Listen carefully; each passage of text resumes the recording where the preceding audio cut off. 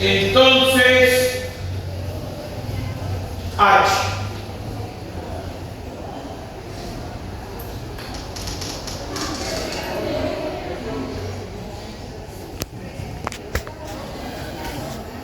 Ajá, ahí está. Esa plurihipotética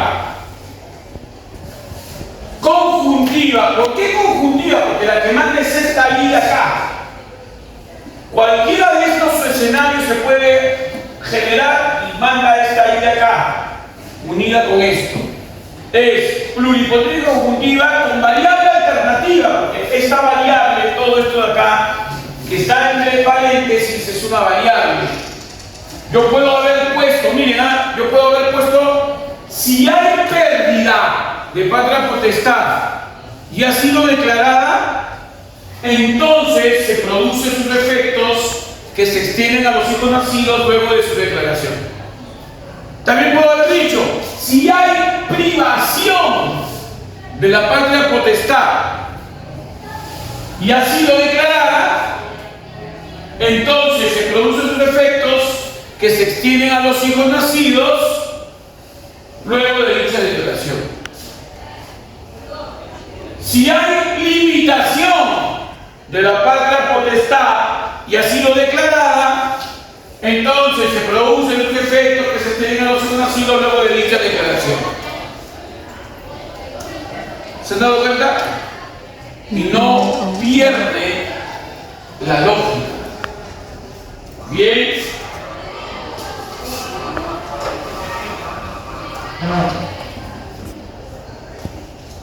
Bien.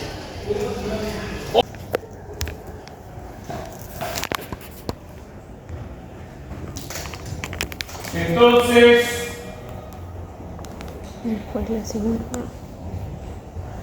el juez señalará a la persona que tiene mayor a la tercera parte de la renta de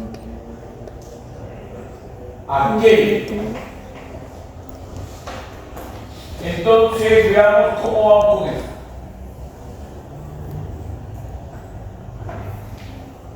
Supuesto 1.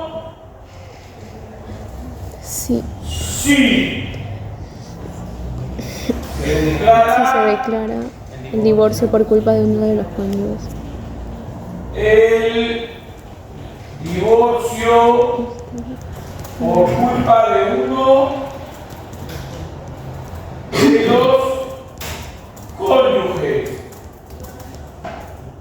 Si se declara el divorcio por culpa de uno de los cónyuges, es un supuesto. Y el otro cónyuge padeciere de bienes propios o el otro cónyuge careciere de gananciales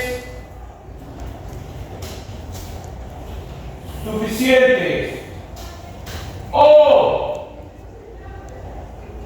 el otro cónyuge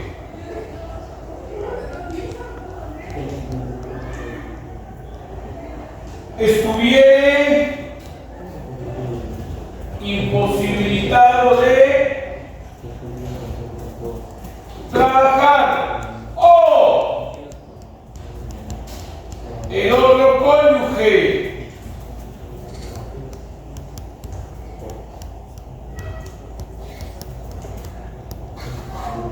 estuviere imposibilitado de venir a sus necesidades de otro medio, entonces el juez le asignará una pensión. El juez le asignará una pensión alimenticia no mayor de la tercera parte de la renta de aquel. Entonces, tenemos, si se declara el divorcio por uno de los cónyuges,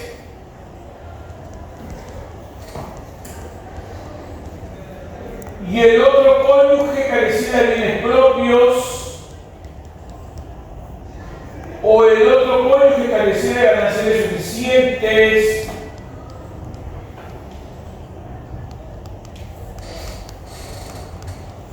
o el otro cónyuge estuviera imposibilitado de trabajar, o el otro cónyuge estuviera imposibilitado de suplir sus necesidades por otro medio,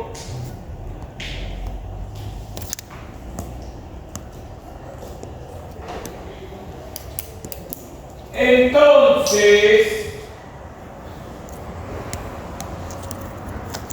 el juez asignará una pensión alimenticia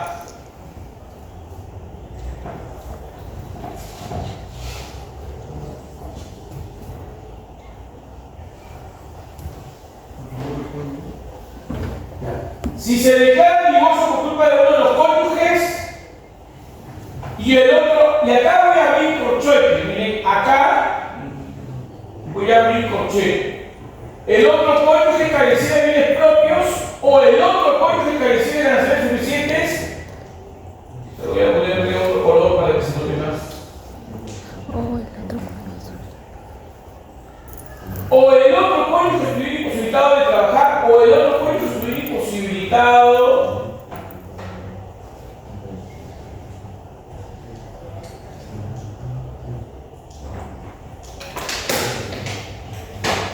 de suplir a sus necesidades por otro medio,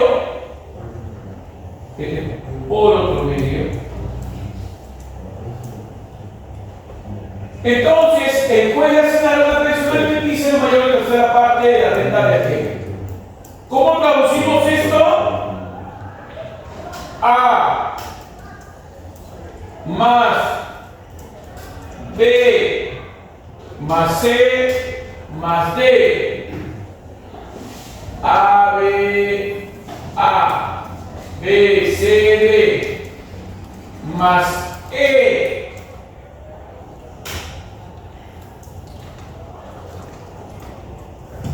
uno, dos, tres, cuatro, ya, entonces, F.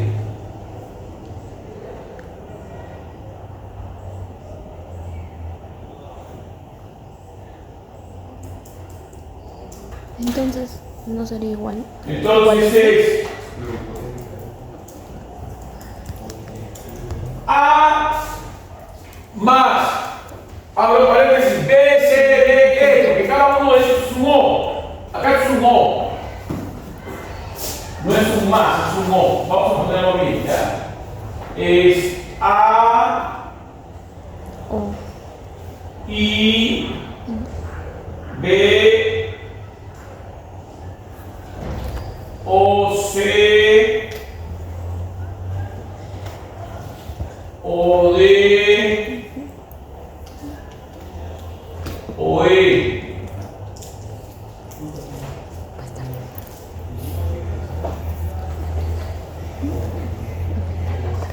por eso creo que la persona más sencilla. Ya. Es A y B, o C, o D, o E. Entonces, F. Esto voy a ponerlo en mayúscula para que puedan ustedes entenderlo mejor. Sería A que es, Sí, se declara el divorcio por uno de los cónyuges. Y B, el otro cónyuge careciera de bienes propios. O C, el otro cónyuge careciera de ganancias suficientes. O D, el otro cónyuge estuviera imposibilitado de trabajar. O E, el otro código estuviera imposibilitar subvenir a sus necesidades. Entonces, F.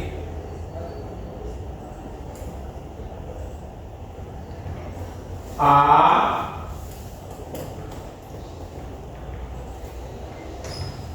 B, C,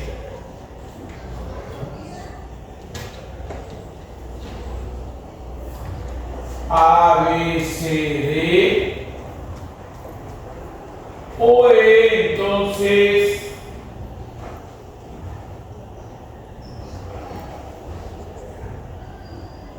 F.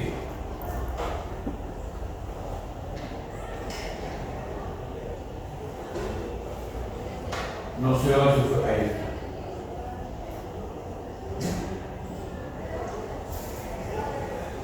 ¿Cómo se llama esa norma? Plurihipotética conjuntiva. Plurihipotética conjuntiva Con variable alternativa. Alternativa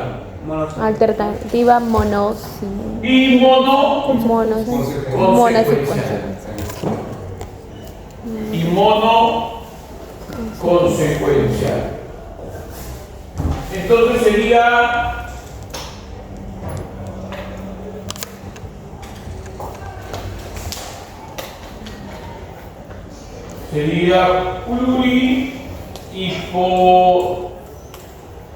plurihipotética conjuntiva con variable alternativa y monoconsecuencial. ¿Va bien? ¿Sí? Plurihipotética conjuntiva con variable alternativa y monoconsecuencial. ¿Bien? Perfecto. Otro ejercicio más.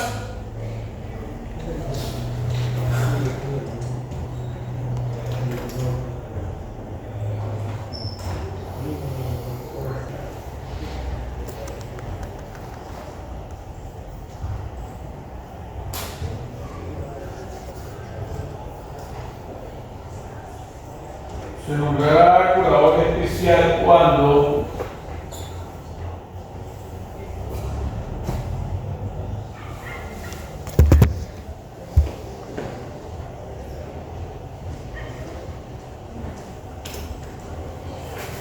ya, a ver, dígame cuál es la norma, supuesto, nexo, consecuencia y el tipo de norma existente. Vamos, 5 minutos.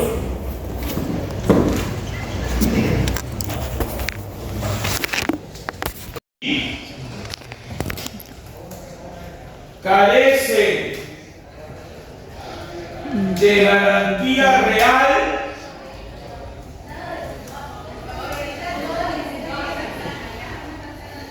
entonces el heredero puede pedir Que las deudas de las herencias que sean pagadas o el heredero asegure su pago antes de la partición. puede pedir que se asegure su pago antes de la partición de la herencia. Aunque es acá que sean pagadas antes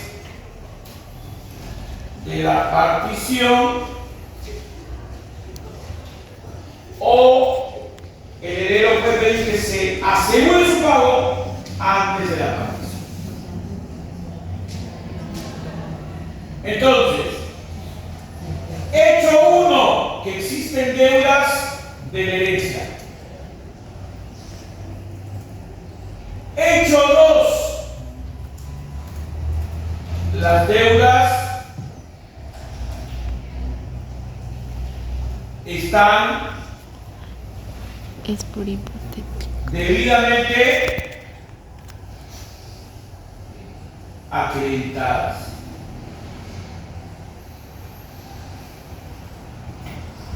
Hecho 3. Voy a ser redundante, pero para efectos pedagógicos. Las deudas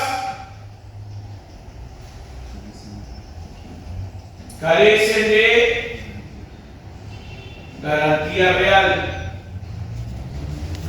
Entonces, efecto, el heredero puede pedir que sean pagadas antes de la partición, o el heredero puede pedir que se asegure su pago antes de la partición. Entonces Es un hecho. P I Q I R. Entonces M O N. Sería una norma plurihipotética, entonces.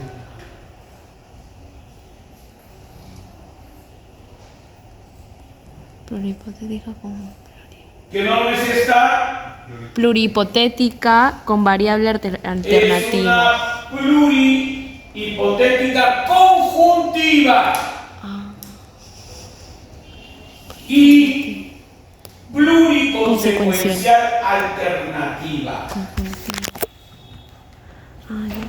Es una norma plurihipotética conjuntiva y pluriconsecuencial alternativa.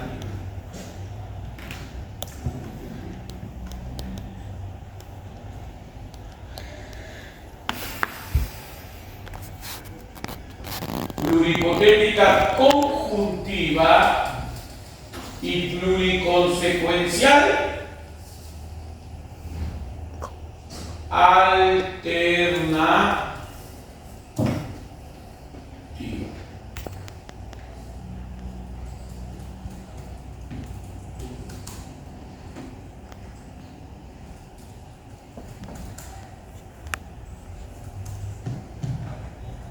Bien,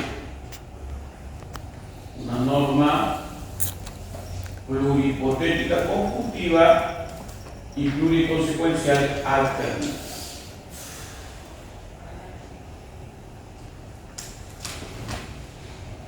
Si existen deudas de la herencia y las deudas están debidamente acreditadas y las deudas carecen de garantía real, entonces el heredero puede pedir que sean pagadas antes de la partición, o el heredero puede pedir que se asegure su pago antes de la partición.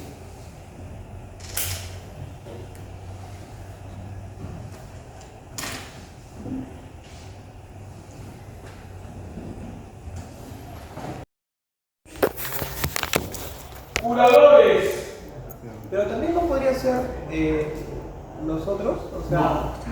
Lo que pasa es que en realidad la redacción en el Perú es muy mala. Y si se dan cuenta, están queriendo ahorrar regulación. O sea, no tiene que haber, no podría haber un conflicto entre un tutor con el que está sometido a curatela, porque son regímenes diferentes. No podría haber un conflicto de un curador con quien está sujeto a la tutela, porque son cosas diferentes. El conflicto es entre el tutor con su pupilo, o sea, el que está bajo su cuidado. El conflicto puede ser entre el curador y su curado, que está bajo su cuidado. Ese es el conflicto que puede haber. Entonces, si los intereses de la persona sujetas a tutela están en oposición a la de sus tutores, o los intereses de la persona sujetas a tutela están en oposición a la de sus curadores, o a los de otros menores, entonces acá ponemos los intereses de las personas sujetas a tutela o curatela. Acá se puede ir juntos.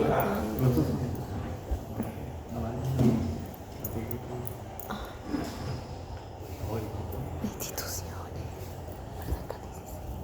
Están Eso de acá. en oposición a la de los otros.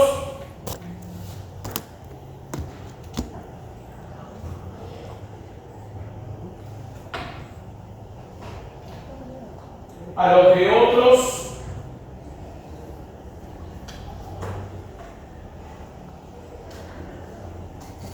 menores o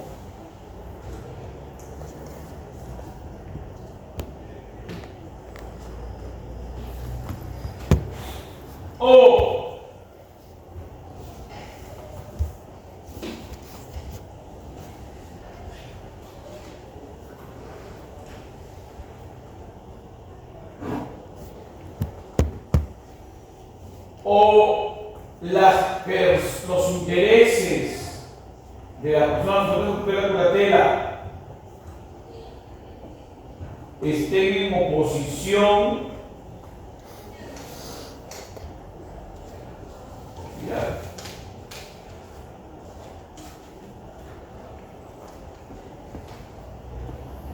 a las personas con capacidad de ejercicio restringida que con ellos se hallen bajo un tutor o curador común.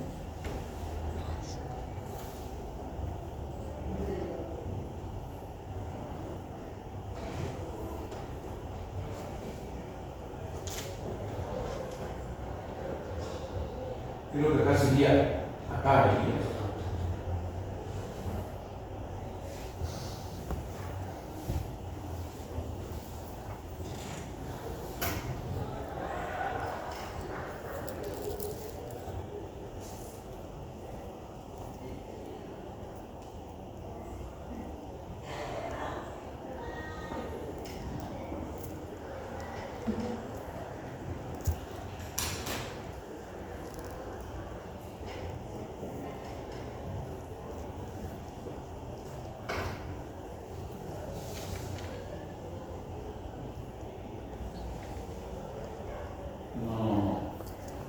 Que el o sea, el orden que pone, yo pensé que iba a dar solo o sea, los números de los códigos y el resultado. Los tres. El profesor dijo que va a poner variables, o sea, alternativas. La alternativa que se asemeje más al resultado de lo que quieren, no se puede hacer, sino para rellenar, pues casi igual. Sí, ojalá. Si no tienes que rellenar y también poner, es una norma hipotética con variables. ¿Así? No me gusta mucho. No sé si Ya. ¿Sí? Ya sí debes ponerte. Me daría cuando pones rojo. Entonces, Sí, y con unos hábitos.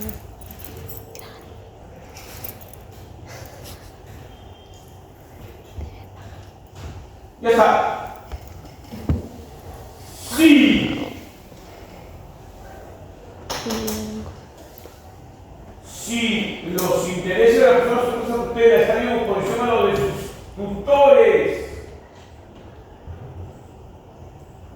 o los intereses de la persona sujetas a tutela están en oposición a los de sus curadores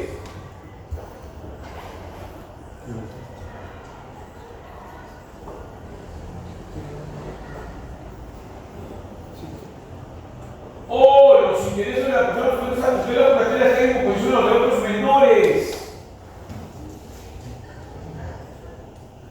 o los intereses de la persona con capacidad de ejercicio restringida están en oposición a su tutor o curador común. Dios.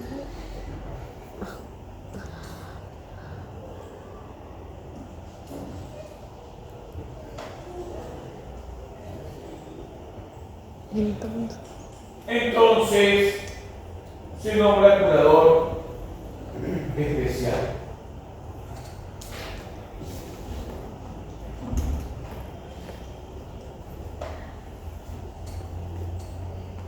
Sería plurihipotético alternativo. No, sería si A, O, B, O, C, O, D. Entonces. Entonces, E. Eso es fácil.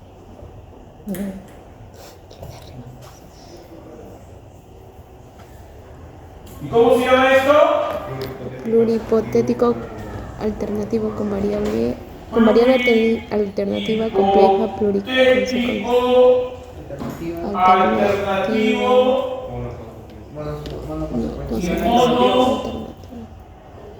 No, me confundí. Consecuencia. ¿Por qué sería monosecuencial? Ah, ya, porque solamente te da una respuesta. Solo uno. Fíjense Entonces, cómo pero si son varios, las es normas varios. jurídicas Yo me parecería se que deben leer bien, se deben porque solo hay uno. regular bien.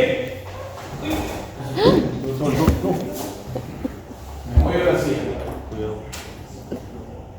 Esto lo voy a poner un poquito más pequeño para que se vea la diferencia. Lo último, ya no hay.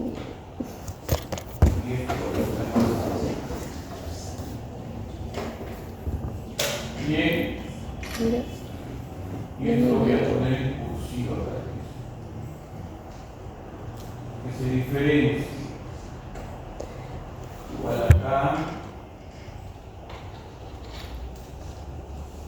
Cursiva.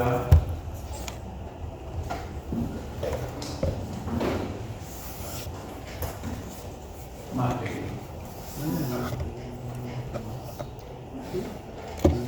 Entonces, ahí está. Si los intereses de la persona sujeta a su tutela están en oposición a los de sus tutores, o los intereses de la persona sujeta a su tutela están en oposición a los de sus curadores, o los intereses de la persona sujeta a su tutela o curatela están en oposición a los de otros menores, o los intereses de la persona con capacidad de ejercicio restringida están en oposición con su tutor o curador común, entonces se nombrará curador especial. Son varios escenarios que determinan el nombramiento de un curador especial. Bien. En el examen yo le puedo pedir que haga la construcción normativa, o que me ponga qué tipo de norma es, o que marque qué tipo de norma es. Puedo ponerle varias opciones para marcar, o le puedo poner se nombrará curador especial en su supuesto de hecho. Eso es fácil. Bien. O sea, en el momento que yo celebro el contrato de usufructo con su compañera, acá tengo el contrato de usufructo, acá está el documento, yo pongo una cláusula. En caso de que exista algún tipo de peligro respecto de los bienes del propietario, el usufructuario se obliga a prestar garantía. Pero ese es el papel. Allí se ha dicho que eso es lo que tengo que hacer. Llegó el momento. Esta norma me dice que llegó el momento. ¿Qué momento? Que yo detecto que hay un peligro. Que como yo he detectado que hay un peligro, ¿qué voy a tener que hacer? Conforme el contrato o conforme la orden judicial, sin que haya una orden judicial, tengo que prestar la garantía. Llegó el momento de ejecutarlo, tengo que prestar la garantía. Bien. O sea, el efecto de esta norma es que estoy obligado a prestar la garantía. Ese es el efecto. En El nexo es entonces, ¿no? Bien. No, esa es la consecuencia. Y el nexo, pues, la ola. Si hay un usufructo y los usufructores se encuentran, ¿Qué? puede pedir el derecho del propietario. Eso no es El supuesto, el supuesto. supuesto derecho. Cuando No, es nexo, inmueble que puede pedir el Ah, derecho, ya, el título claro, capacitativo sí, del claro, derecho de sí. usufructar es la garantía o el juez ordena una garantía. Porque en realidad esto de estoy obligado, mire, el usufructor está obligado a prestar la garantía. O sea, el sujeto de la acción es el usufructuario. ¿Ya? Y el hecho que motiva que el usufructuario tenga que prestarlo son dos cosas. Primero, que detecte que hay un peligro. No es el juez lo que detecte, sino es el usufructuario. Bien, detecte que hay un peligro. Y haya alguno de los dos escenarios que está poniendo en la norma. El escenario 1 es que en el título haya una cláusula que diga que tienes que hacerlo. O a falta de una regulación del título, que haya un juez que te lo haya ordenado. O sea, esas de allí, las que están en celeste y en marrón, son las fuentes de donde nace la garantía. ¿Qué fuentes? Ya sea el propio contrato que ha puesto una cláusula, o ya sea un juez que ha ordenado que pases, que hagas eso. Bien.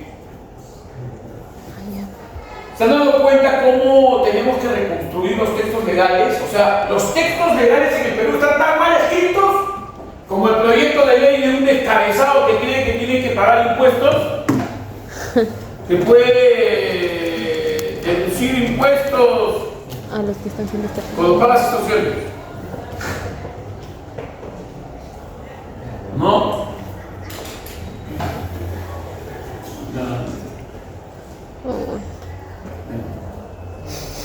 Creo que ese mismo congresista va a postular después que también puede deducir impuestos por cuando pagas a prostitutas, a strippers, ¿no? También deducir. Va a pedir boleta electrónica. Estamos llegando a extremos altos. Entonces, sería plurihipotética alternativa. Ah, pero yo no he puesto el nombre, ¿no? No. ¿Qué sería? A ver, primero tenemos que verificarla. Plurihipotética alternativa con mono. Espérense. Una secuencia. Vamos a poner primero la construcción, ¿no? Aquí abajo sería Siria Más B, El profesor y agregó, por ejemplo, B y C o D. Entonces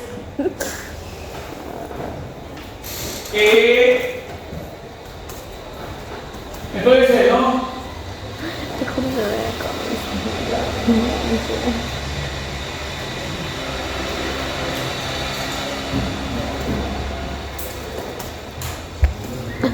Y ahora sí.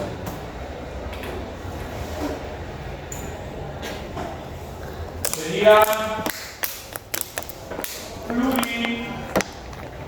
plurihipotética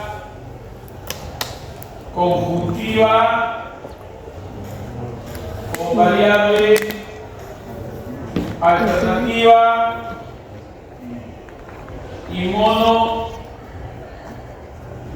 consecuencial. Mono consecuencial es una sola consecuencia. Plurihipotética conjuntiva con variable alternativa y mono consecuencial.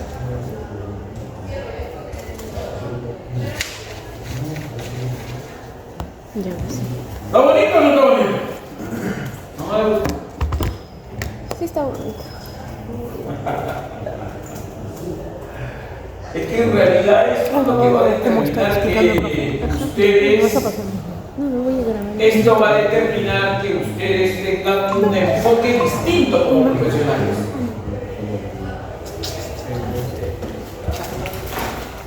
Bien. Y este es un paso a la teoría del caso, ¿no?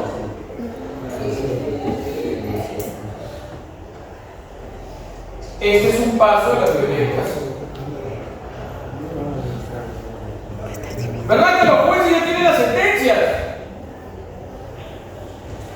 Del debate, la noche pasada me las trajeron. Jueces, a ver, tiene la sentencia.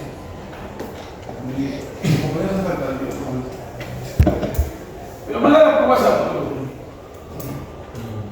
Sí, mandando. A ver, ya he entrado a la teoría del caso.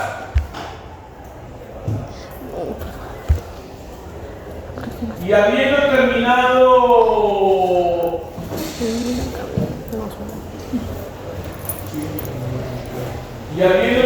ese debate,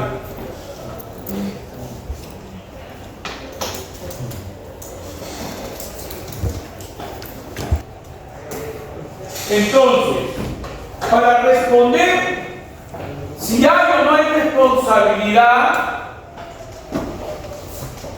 debemos evaluar minuciosamente cada una de esas preguntas. Esa es la teoría del caso. Y una vez que respondemos cada pregunta, recién podemos dar respuesta a la pregunta principal. En el examen yo les voy a poner un caso y ustedes les preguntaré, por ejemplo, ¿cuál es el problema principal? Ustedes tienen que tener la capacidad de poder identificar el problema principal.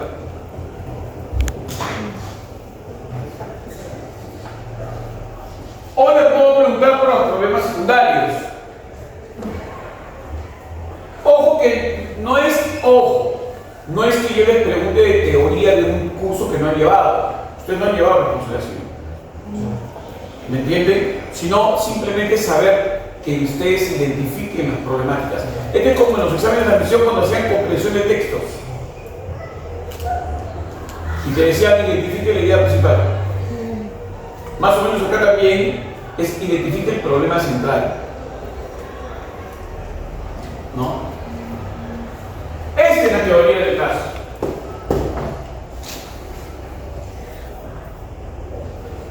Bien. El próximo viernes, vamos a hacer un caso más a las 6:30 de la tarde. Un poco antes los invito a que vengan 6:20, por favor, ya. Traten de llegar un poco más temprano. Y ese día van a tener retos. Es el último. Ya no tenemos más tiempo para más retos. ¿Ya? El reto ya saben qué es, ¿no? Yo les lanzo un caso. Ahí van a hacer dos cosas en el reto. Van a hacerme el gráfico de teoría del caso, pero además me van a identificar las normas, para lo cual tienen que leer lo que hemos hecho hace un momento, bien las normas aplicadas. O sea, yo voy a lanzarles un caso donde tienen que ordenar bien el texto legal también, para identificarlo, para que la lectura esté clara. ¿Ya? Y van a tener obviamente toda la sesión de la clase para eso. ¿Ya? Esto quiere decir que van a tener entre las 7:30, no, 7 de la noche, 7 de la noche hasta las 8:30. ¿Ya? 7 a 8:30. Pero no lo van a hacer acá en el aula. Porque para que me hagan bien la identificación de los problemas,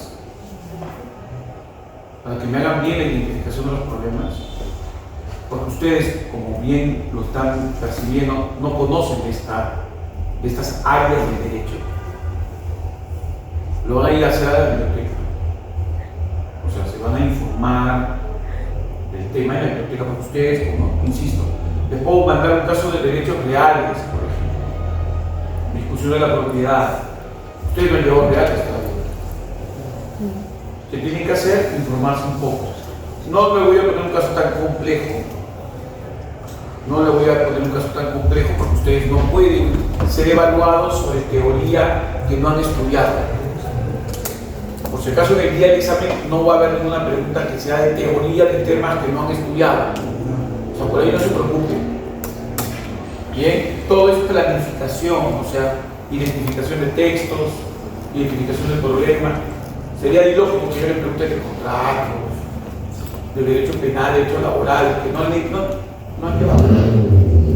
Bien, pero para que puedan resolver ese caso, que lo van a hacer en equipo, en los equipos, los clubes, ya necesito que lo hagan en la biblioteca para que se informen. Bien, bien. Es decir, que saquen un par de libros y en conjunto lo resuelvan con los textos de la biblioteca. O sea, para la calificación de ese reto se va a tomar en cuenta 3 cosas. El uso de fuentes, que ustedes libremente van a decidir cuáles van a usar. La identificación de las normas, o sea, adecuada lectura de los textos legales. Y la planificación, o sea, identificar el problema principal y los problemas secundarios que tienen que resolver. No les voy a pedir que me den una respuesta del caso. Eso no es para este curso. ¿Ya? O sea, no les voy a pedir que me den una respuesta del problema, sino quiero que me lo planifiquen. Eso sí. Bien, porque para que usted me dé una respuesta, por ejemplo, en este caso, para que me dé una respuesta, tendría que conocer derechos de la responsabilidad civil. Bien, mayor entendimiento. ¿Estamos? ¿Sí? Y se va a quedar un espacio en el canvas para que cuelguen nada más el producto que van a lograr. ¿Ya? ¿Todo claro? ¿Sí? ¿Todo claro? ¿Sí? Bien. Digo que no lo van a hacer en el aula porque yo voy a estar con ustedes de 6:20 a 6:50 más o menos.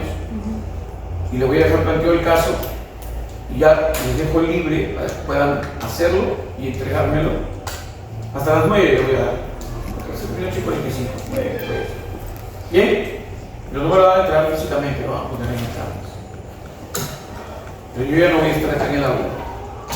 Bien, porque es para que puedan evaluar, hacer sus cosas, planificarlo y hacerlo bien. Bien. De allí tenemos 2 clases más antes del examen final. Porque el examen final es el 15 de noviembre. O sea, tenemos las próximas semanas, la última de octubre, ¿no? No, penúltima. Penúltima de octubre y la última. De dar bienes ciertos, se observa hasta su entrega las reglas siguientes. Si el bien se pierde por culpa del deudor, su obligación queda resuelta, pero el acreedor deja de estar obligado a su contraprestación si hubiere y el deudor queda sujeto a la correspondiente indemnización. Me voy a quedar con esto en la tabla, lo que está aquí en amarillo, eso nada más. Bien, entonces recordemos primero, ¿qué debemos recordar? ¿Cuáles son los hechos y cuáles son las consecuencias? Para poder estructurar una norma jurídica tenemos que ver primero cuál es el hecho regulado y cuál es la consecuencia. Entonces, siempre empezamos con el sí. si hay una obligación de dar bien cierto y primero así, si hay una obligación de dar bien cierto y ¿cuál es el otro hecho? El bien se pierde y el bien se pierde y otro hecho, hay culpa del deudor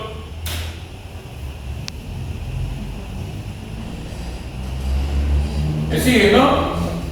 Si hay una obligación de audiencia y el bien se pierde es un hecho y hay culpa del deudor, entonces la obligación del deudor queda resuelta y el acreedor deja de estar obligado a su contraprestación si lo hubiere y el deudor queda sujeto al pago de la correspondiente indemnización.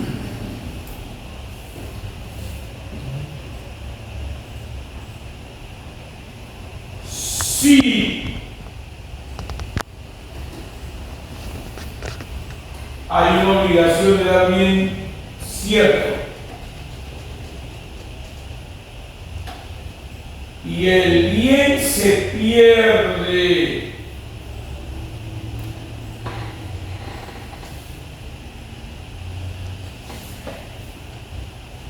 y hay culpa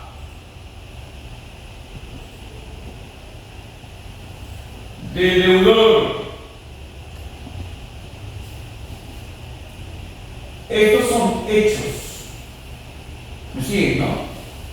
Son hechos, o sea, acá pondríamos A y B y C. Entonces, la obligación del deudor queda resuelta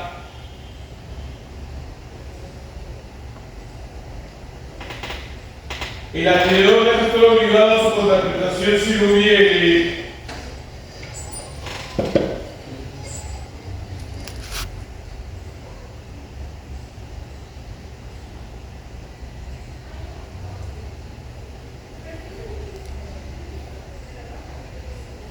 El deudor queda sujeto al pago de la correspondiente indemnización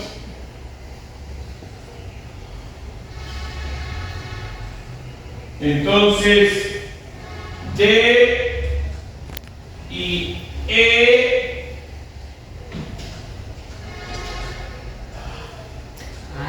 D y E y F.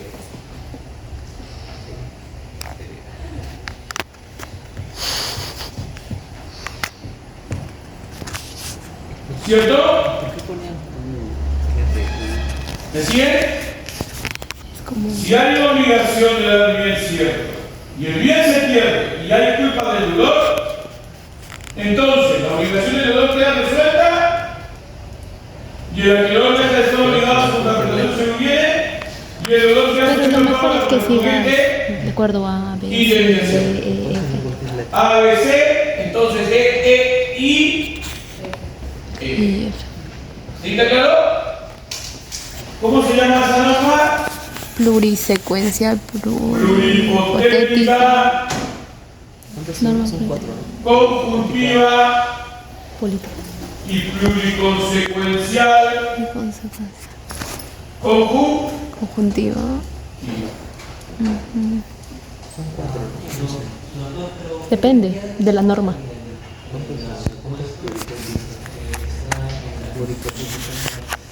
Plurihipotética es porque hay muchos supuestos y pluriconsecuencial es por No, si conjuntiva lo porque bien se unen, hay es un fraseo pero puede ser disjuntiva también. que está relacionado a un condicional. Eso es mucho más complejo, no se los enseño en teoría del derecho 2. Porque este si lo hubiera solamente está relacionado con esta parte de acá. ¿Ya? Claro, si tú quieres trasladar, siendo más complejo, si tú quieres trasladar esto acá Al inicio. al supuesto de hecho, Sí, supuesto. entonces tú pones, seguir la obligación de dar bien cierto. Y hay contraprestación y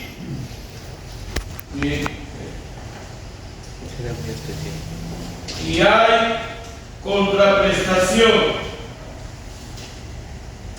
y ya, ahora sí, si tú quieres agregar esto de acá, lo puedes hacer quitas el de acá.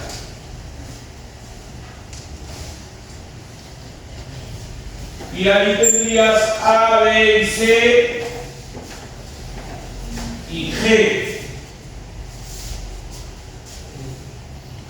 ¿Ya? Eso es lo que tendrías que hacer. Sí, pero él lo hace secuencialmente. Yo pensaba que tenías que poner la inicial de cada uno, la inicial de cada. No le pondría un condicional. Lo he hecho porque estaba en la mañana. Pero a la pregunta que tú me estás formulando, así puedo resolver. ¿Ya? ¿Eso está claro? Sí, yo entendí ya. Ya. Esto se lo voy a mandar igual, así que lo grabo y lo pongo en el curso, en el audio. ¿Ya? Uno más, porque yo dije que iba a hacer dos. ¿No? Uno más, a ver.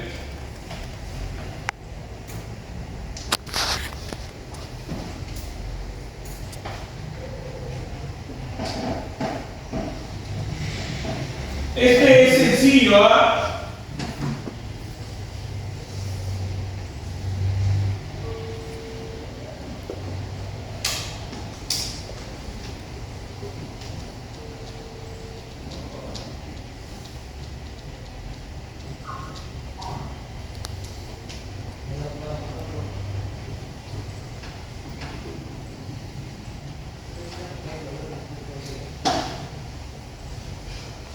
Ya.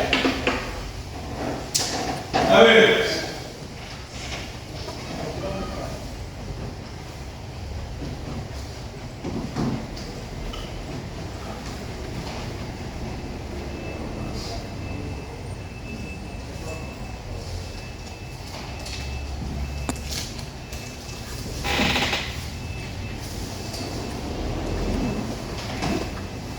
Ya, lo tenemos ahí.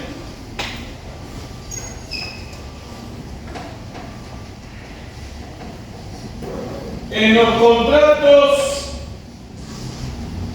con prestaciones recíprocas,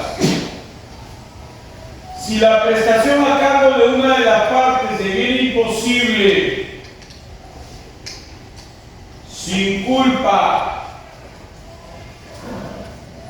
de los contratantes, el contrato queda resuelto en pleno derecho. ¿Cuáles son los hechos regulados?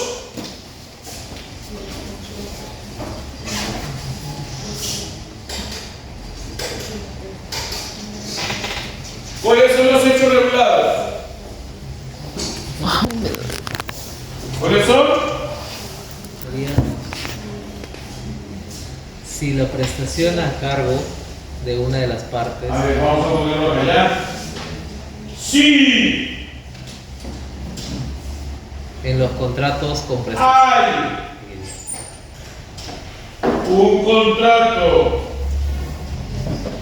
con prestaciones recíprocas, sería bueno singularizarlo. Es una costumbre en los textos legales ponerlo en plural, pero en realidad no debería referirse en plural, debería referirse en singular nada más. Ya, si hay un contrato con prestaciones recíprocas y deviene la prestación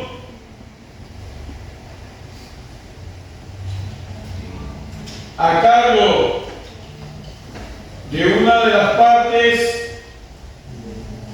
deviene imposible y sin culpa. no hay culpa de los contratantes, entonces El contrato queda resuelto.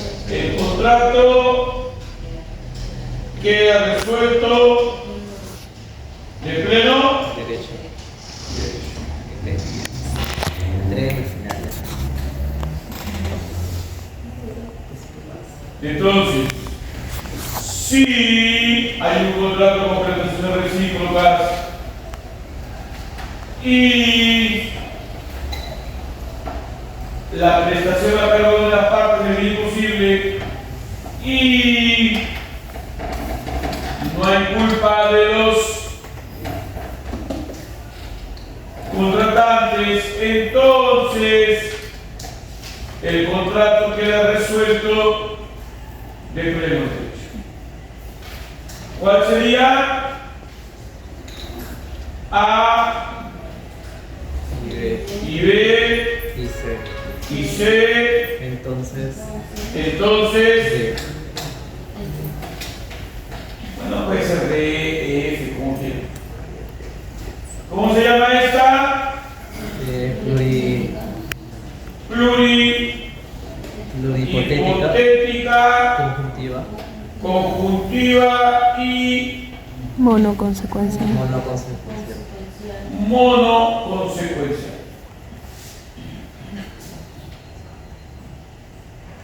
¿Podría dar un ejemplo de plurihipotética Disyuntiva. des, Disyuntiva. disjuntiva? Disyuntiva. Disjuntiva. ¿Cómo que disyuntivo? Sí hay. Hay conjuntiva y hay alternativa. Alternativa. Disculpe, ¿podría dar un ejemplo de plurihipotética alternativa si no fuera molestia? A ver, vamos a encontrar una. Para el final.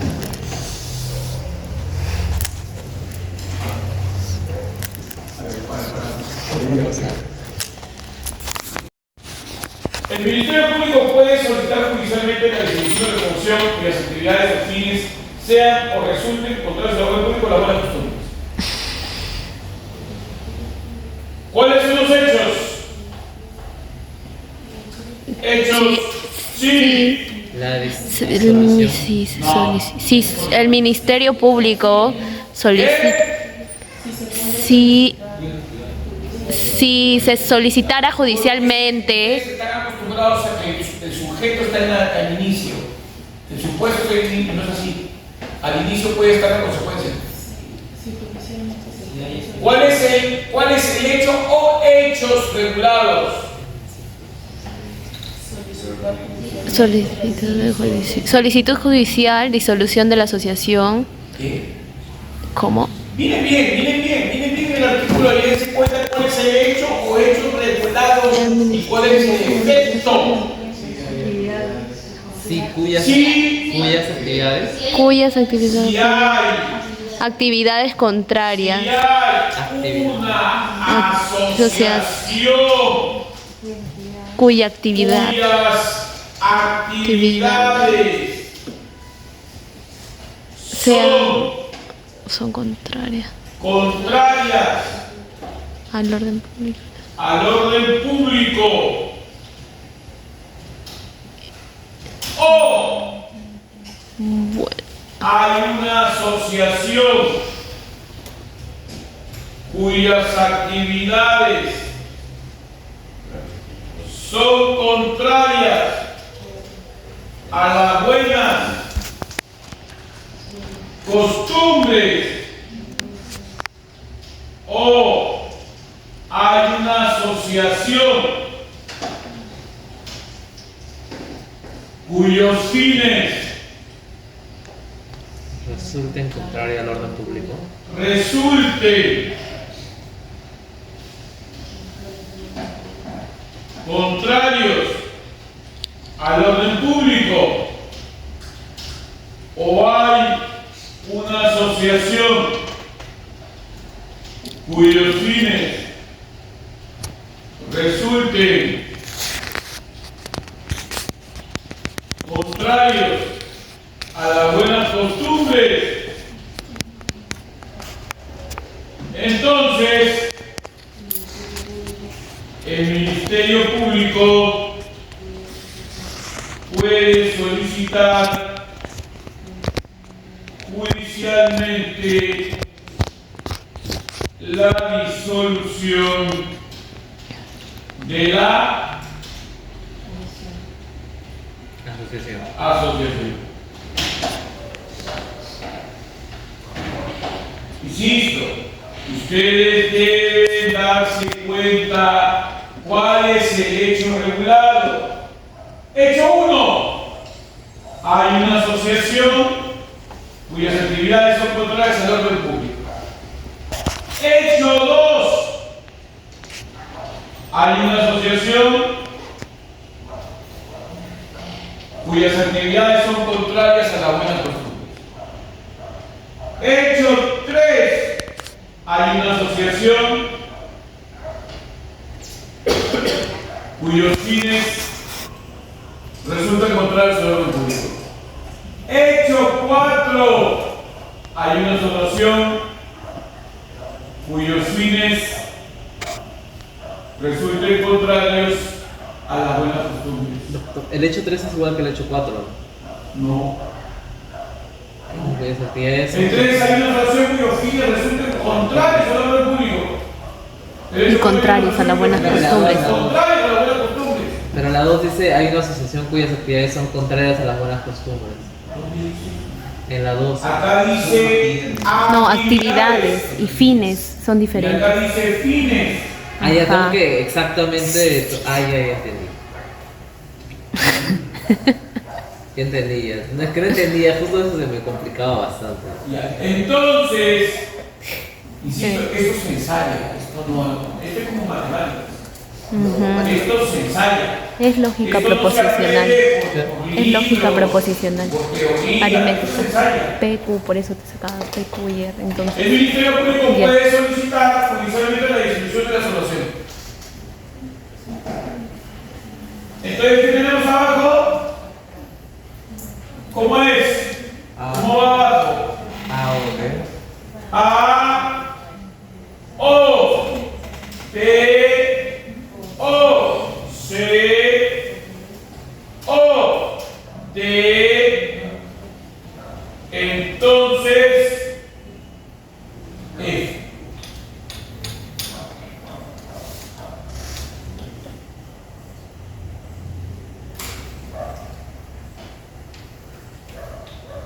¿Correcto?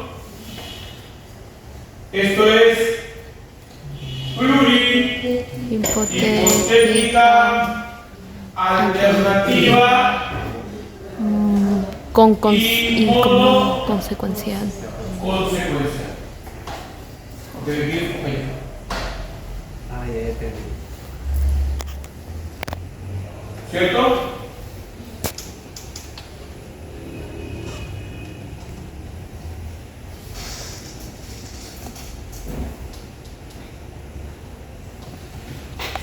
¿Conforme? Hemos hecho 3, no 2. Yo lo que les voy a dar en el examen es el artículo.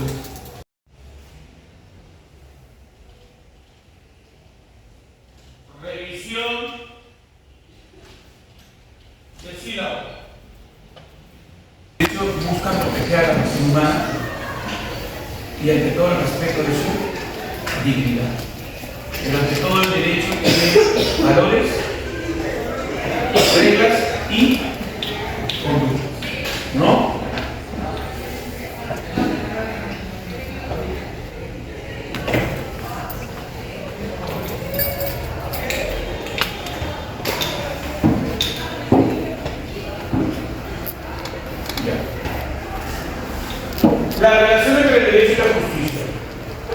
importante el derecho para con la justicia. La justicia es darle a cada quien lo que le corresponde según la historia. Pero la justicia también es vista como el buscar reasignar los bienes de acuerdo a la legitimidad de tu derecho. Es decir, te lo doy o te doy algo si es que te corresponde. ¿Bien? Entonces, ¿el derecho es importante para la justicia? Claro que sí, porque el derecho permite la asignación de titularidades, permite que te asigne los bienes. Solo y solo si te asignas bien, puedes ser titular de derecho.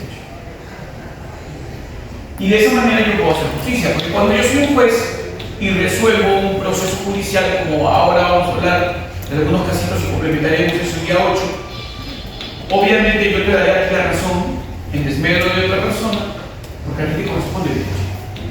Por tanto, la justicia va de la mano con las titularidades de los bienes, con las titularidades de los derechos. Si no hubiera derecho, no habría justicia. Porque ¿cómo podríamos resolver los casos si no hay derecho? La justicia entonces se basa o se sustenta en los derechos. Ahora, la libertad. ¿Qué es la libertad? La libertad es la potestad para decidir lo más conveniente para nuestras situaciones futuras. ¿Qué es la libertad? Es la potestad que tenemos para decidir lo más conveniente para nuestras situaciones futuras. Pero libertad no es hacer lo que nos dé la gana. La libertad que importa la potestad de decidir lo más conveniente no significa vulnerar los derechos de los demás. Eso es libertinaje o eso es abuso de derecho. Por tanto, la libertad es un valor, obviamente es un valor del derecho, porque sin libertad no habría derecho. Y eso lo leí en el libro de Kelsen, de Hobbes, de Rousseau. Sin libertad no habría derecho. Hay derecho porque libremente hemos cedido la conducción de nuestras conductas a una autoridad. Ahora, la verdad no hay que diferenciar verdad material y verdad formal. La verdad material es la verdadera verdad. O sea, lo que realmente ocurrió, esa es la verdad material. Pero es muy difícil conocer la verdad material. ¿Quiénes pueden conocer la verdad material? Únicamente pueden conocer la verdad material los que lo hicieron. Solo los que participaron en el hecho saben lo que pasó. La verdad material es esa. Y la verdad formal es la aparente, la lógica.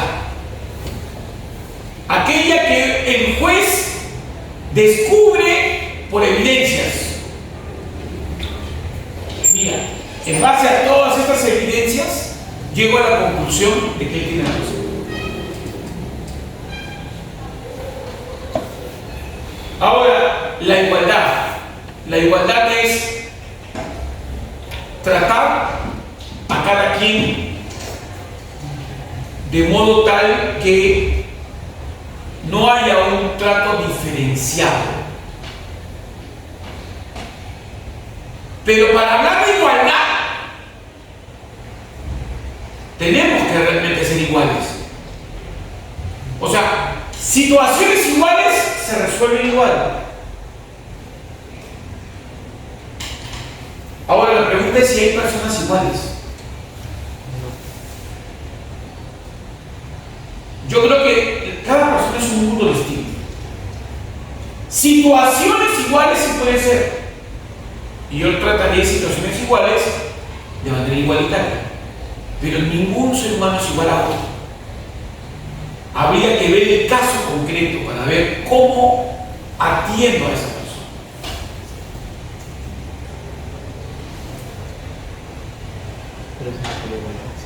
¿Qué es la seguridad? La seguridad es la protección. La seguridad puede tener dos nociones: la protección de tu derecho y la protección del sistema. O sea, yo puedo protegerte a ti de manera individual o yo puedo proteger el sistema como tal. Seguridad estática le dicen a la primera. ¿Qué es la seguridad estática? La protección de la posición individual del sujeto. ¿Y qué es la seguridad dinámica? La protección del contexto.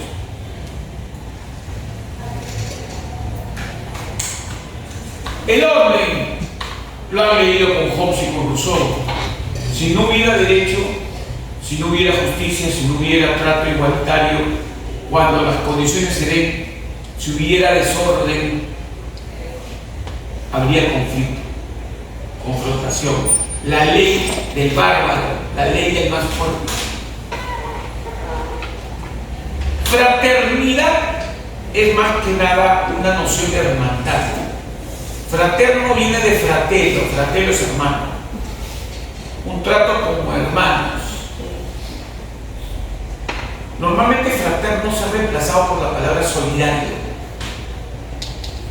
Porque yo puedo tener hermanos de sangre, pero también hermanos por afinidad. Como cuando ustedes le dicen a algún amigo, oye, eres mi hermano. Eso es por afinidad. Pero más que fraternidad hay que hablar de solidaridad, ayuda mutua, colaboración, cooperación. Les decía yo que ahora con el neoconstitucionalismo todo se quiere ver con ojos de derechos humanos, ¿no? Y les criticaba de que a veces eso genera un problema, como la sentencia del Tribunal Constitucional, que se acuerdan que les conté, que decía que en la donación de bienes inmuebles no se necesitaba de escritura pública. Y yo le dije que eso está mal, que han relativizado el derecho civil, que es una afrenta contra el derecho civil. Está bien que hay que respetar los derechos humanos, pero no hay que ensalzar los derechos humanos, no hay que colocarlos como si fuesen absolutos. Ningún derecho humano.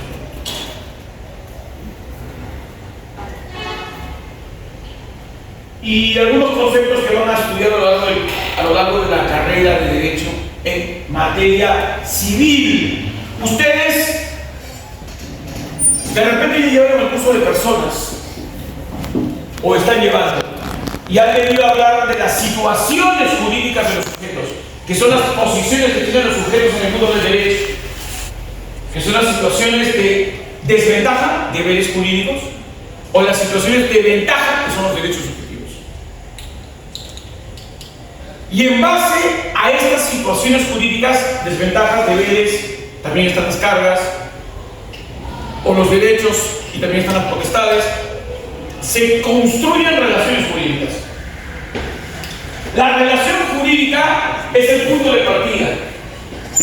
¿Qué es una relación jurídica? Es un vínculo entre situaciones jurídicas. Puede ser sujeto con sujeto, puede ser sujeto con objeto. El señor tiene una relación con su objeto porque es propietario de propiedad. Propietario, objeto de propiedad. Yo tengo una relación con ustedes por un contrato que hay entre la universidad con ustedes. Profesor, estudiantes. Servicio educativo. Entonces, relaciones jurídicas que nos van a conducir a las relaciones que tenemos para con las cosas, derechos reales, y a las relaciones que tenemos entre las personas cuando asumimos compromisos. Deberes, nos comprometemos y eso se llama derecho de obligación. ¿Qué compromiso podemos asumir? Una obligación de dar, de hacer, de no hacer, según sea el caso. Y por eso que en las obligaciones nosotros vamos a comprometernos y esos compromisos se hacen a través del acto jurídico, que es definido como una manifestación de voluntad para crear, regular, modificar y extinguir relaciones jurídicas. Y un tipo de acto jurídico es el contrato. ¿Qué es el contrato? Un acuerdo de voluntades. Un acuerdo de voluntades que genera compromisos, como por ejemplo una compraventa. Genera el compromiso del vendedor de entregarte el bien vendido y del comprador de pagarte el precio. Un arrendamiento genera el compromiso del arrendador de darte el bien en uso, del arrendatario de pagarte la renta.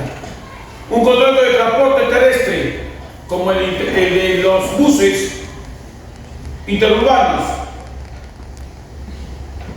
un servicio de transporte y el pago de una retribución por el servicio, que es el pasaje. Entonces, estamos hablando nosotros de contratos que generan obligaciones, pero todos nosotros actuamos en tanto somos personas. ¿Quién es una persona? Un sujeto de derecho que se le atribuyen situaciones de ventaja y de desventaja. Somos personas desde que nacemos hasta que morimos. Otro sujeto de derecho es el concebido para todo lo que le favorece. Otro sujeto de derecho es la persona jurídica. Otro sujeto de derecho es la persona irregular. Y en el derecho familiar, ¿qué hacemos? En el derecho familiar nosotros consolidamos nuestras relaciones para consolidar una familia. La relación más nuclear es el matrimonio, aunque también ahora se le suma la convivencia. Y en esa relación central, matrimonio o convivencia, surgen una serie de derechos para con los hijos. Y hay relaciones de parentesco biológico y de parentesco por afinidad con los familiares biológicos de quien es tu pareja. Bien, ya llevará el curso de familia, donde verá todo lo correspondiente al matrimonio, separación de cuerpos, divorcio, patria potestad para con los hijos, tenencia, también la tutela para cuando son menores de edad incapaces, que no son hijos biológicos necesariamente de ustedes, la curatela para personas mayores que tienen alguna discapacidad, aunque ahora hay personas de apoyo y salvaguardias para las personas que tienen algún tipo de anomalía. Y también tenemos dentro del tema de derecho de familia las instituciones como los alimentos, que tanto se habla al respecto, ¿no? Los alimentos, y esto nos conduce directamente con el derecho sucesorio. Testamentos, cuando la persona fallece, si dejó testamento es sucesión testada, si murió sin dejar testamento, sucesión testada, y tendrá que respetarse quiénes son los herederos, ¿no? Cuando hablamos de obligaciones, las obligaciones deben ser cumplidas. ¿Y qué pasa si no se cumplen las obligaciones? Si no se cumplen las obligaciones, se generan daños. Y si se generan daños, como lo hemos estado hablando en un caso pasado, se asume responsabilidad. Y eso es la responsabilidad civil. Hay distintos tipos de responsabilidades. Hay responsabilidades penales, que lo verán en su curso de Derecho Penal. Hay responsabilidades civiles, que lo verán en el curso de Derecho Civil. Ese lo enseño yo, ese es en el último año de la carrera, en la especialidad de Derecho Civil. Y responsabilidad administrativa para cuando hay infracciones cometidas contra la administración pública. Y eso es todo. ¿No hay más? Eso es todo. Pero si se han dado cuenta, nosotros hemos hecho más cosas que lo que está ahí. Porque a mí me gusta no quedarme en un sílabo. Siento que el sílabo me restringe mucho. O sea, todo lo que está ahí se ha hablado de alguna u otra manera, pero a mí me gusta dar más, hacer algunas cosas más. Ahí no me dice que tengo que leer a Kelsen, ni a Hobbes, ni a Rousseau, ni a Marcel Rubio, ni tampoco se habla de la norma jurídica y su construcción. Bien. Bueno, sobre ese tema cerrado.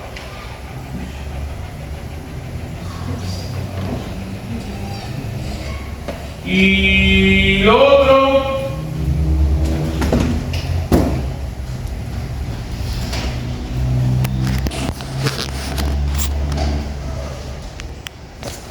¿no? Pequeños.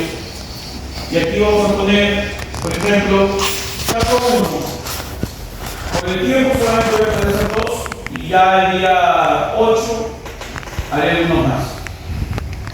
Caso 1. Algo sencillo.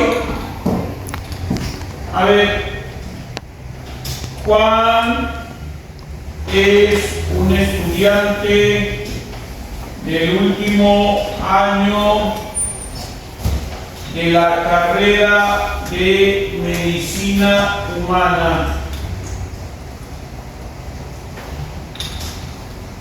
Está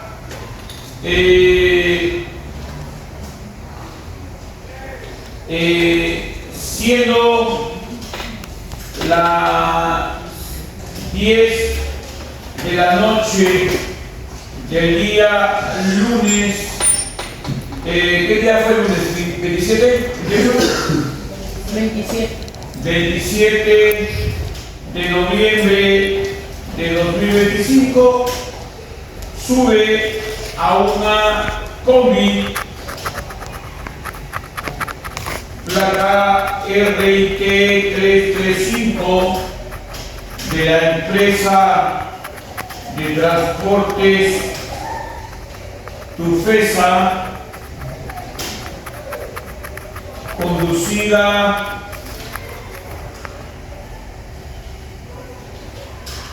por Rufino Carrasco,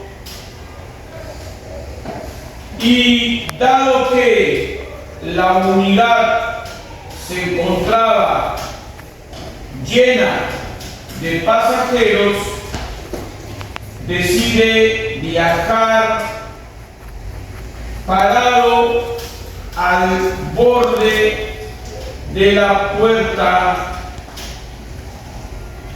lateral del vehículo. En una de las curvas y a alta velocidad, la puerta se abre y Juan cae a la pista sufriendo lesiones graves en la cabeza.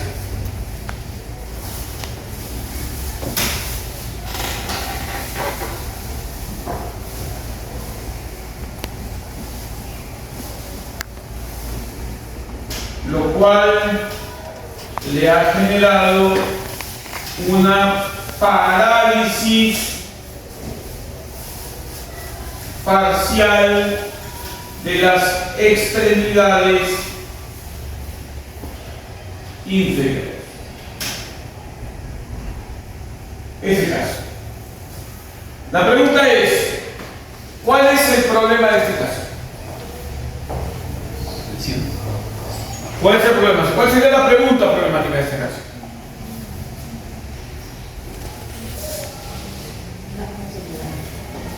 Ya, ¿cómo varía la pregunta? ¿Cómo haría la pregunta? La responsabilidad sobre el accidente cae en ¿Quién debe ser responsable por el accidente sufrido por Juan? ¿Quién debe asumir la responsabilidad por el accidente sufrido por Juan? Pero como no estamos hablando de cualquier responsabilidad, hay que ponerle un nombre. ¿Quién debe asumir la responsabilidad civil por el accidente sufrido por Juan? Para poder evaluar quién debe soportar la responsabilidad civil por el accidente sufrido por Juan, hay que analizar cuál ha sido el comportamiento dañoso. O sea, la responsabilidad civil tiene cuatro cosas. El comportamiento dañoso, o sea, la conducta que generó el daño sufrido, la causalidad, o sea, la relación causal, causa-efecto, y la imputación, si hubo culpa, hubo dolo, hubo riesgo. ¿Estamos claros? ¿Sí? Bien. ¿Cuál es el comportamiento generador de daño? La conducta generadora de daño ha sido que Juan, de la combi, ha estado al borde, ¿no? Pero la unidad, obviamente también el chofer y el cobrador permitieron que subiera y se pusiera allí al borde y fueron a alta velocidad en una cúbica aire. Entonces, el hecho último ha sido ir a alta velocidad y caiga. ¿Cierto? Primero que una unidad vehicular que presta servicio de transporte no debe ir llena, menos debe permitir un pasajero en el borde de la puerta. Y tercero, no debe ir a alta velocidad. ¿Cuál es el daño sufrido en la víctima? Lesiones a la cabeza. Y eso ha generado la parálisis. Pero además, daños económicos. No está puesto en el caso, pero se entiende que trae daños económicos. ¿Cómo se paga todas las curaciones y el internamiento en la clínica? Pero en la causalidad hay algo que se tiene que tomar en cuenta. A ver, ¿qué se tiene que tomar en cuenta en la causalidad? No hay duda que el chofer ha estado manejando a alta velocidad, que el cobrador que trabaja para la empresa permitió que subiera más gente de lo normal en la combi, pero ¿qué hecho también debe ser tomado en cuenta? Claro, Juan es consciente de que no debería viajar aquí. Él debe saber que él no debe estar en una puerta porque se está exponiendo. No hay duda que también la conducta de Juan ha contribuido en el accidente. Pero una contribución menor, no una contribución determinante, contribuciones determinantes que la responsabilidad. O sea que la empresa dice, ya ves, es culpa de Juan, se cayó, y culpa de él por estar ahí en la baranda. No, pero acá no hay duda de que la empresa de transporte se subirá la responsabilidad porque estaba a alta velocidad su chofer y porque le permitieron subir a una unidad que no debería estar parado allí, pero tampoco podemos decir que él fue libre de todo pecado. Porque no debió haber subido ahí, simplemente no debió subir. Si estaba viendo que estaba llena, no debió subir. O sea, ese hecho no lo podemos borrar. No estoy diciendo que la empresa no sea responsable, sino que hay cierto nivel de responsabilidad también del propio Juan. Pero, disculpe, un caso parecido sería yo que tengo mi auto y la persona de mi copiloto no se pone en seguridad de seguridad. La responsabilidad mía como conductor. También. También. Y creo yo lo mismo. Es del piloto, del que está sentado por no ponerse el cinturón. Si se accidentó y salió volando, en las investigaciones se preguntarán por qué salió volando, porque no estaba con el cinturón puesto. Entonces, la víctima contribuyó por no estar con el cinturón puesto, pero también el chofer debió haberle dicho que se lo ponga. Yo estoy hablando de actos contributivos, un hecho que contribuye. Pero hay distintos niveles de contribución. Hay contribuciones menores y contribuciones mayores. Pero eso lo que estoy diciendo es que no quita la responsabilidad de la empresa por lo que sucedió. Pero no podemos, repito, hacer caso omiso de que la persona se expuso colocándose en esa ubicación. O sea, yo en un examen, si le pongo un caso como este, les podría preguntar y les podría poner unas alternativas. Juan contribuyó en su accidente, lo cual es verdad. Si yo les pongo en una de las alternativas la responsabilidad es exclusiva de la empresa de transportes, eso no es verdad.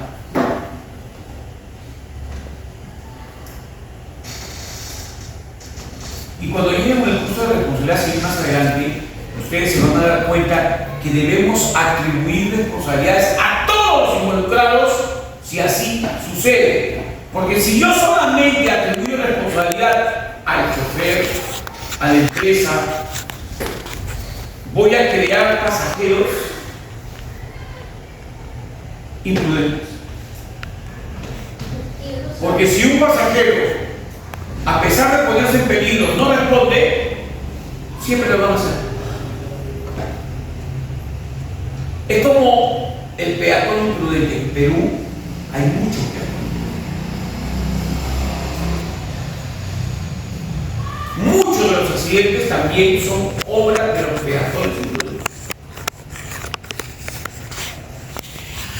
Y en el Perú hay mucho pasajero imprudente.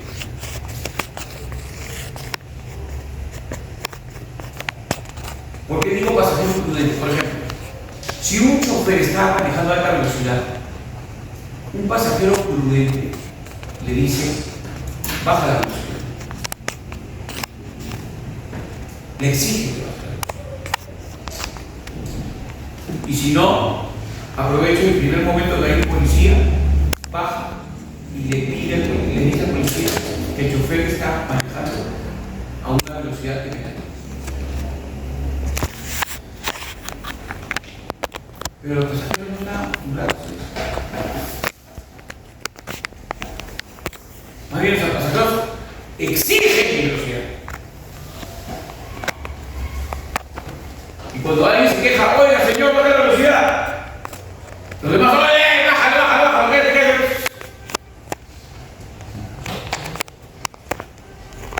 eso también hay que ser sincero en aceptar. Porque cuando yo escucho que la gente dice, ¿por qué no se reducen los accidentes de tránsito? Está bien, hay choferes que están muy mal como conductores. Hay unidades de transporte muy mal en su estado mecánico. Hay pistas mal hechas. Sí, pero también hay pasajeros imprudentes. También hay peatones imprudentes. Y nunca hacemos nada.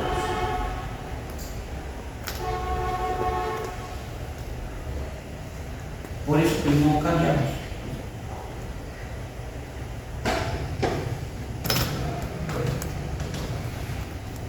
Bien. Ya lo verán más adelante, porque para llegar a esto tienen que estudiar con más profundidad el tema de la responsabilidad civil.